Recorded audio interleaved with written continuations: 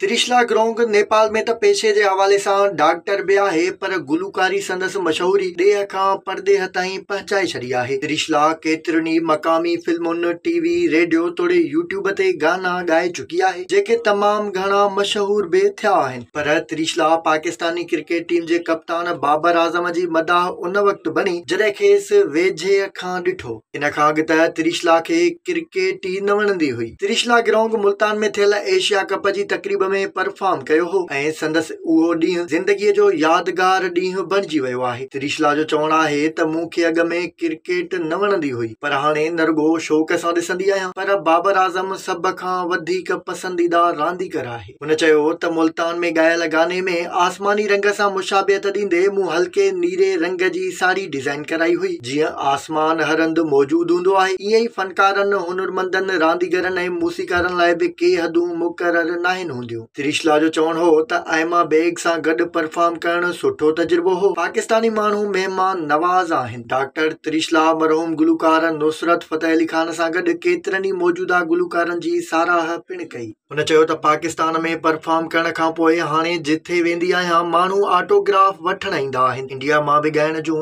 दावतूं मिलनि थियूं। क़ौमी टीम जे कप्तान जी साराह कंदे त्रिशला जो चवणु आहे त बाबर आज़म जी आजिज़ी ई संदसि वॾी खूबी आहे। अहिड़ा रांदीगर सदियुनि में हिकु भेरो पैदा थियनि था। गुलूकारा ख़्वाहिश ज़ाहिर कंदे चयो त पाकिस्तान लाइ 2 मिली नगमा तयारु करे रही आहियां। मौक़ो मिलियो त वरी लाहौर ऐं इस्लामाबाद में परफॉर्म कंदसि।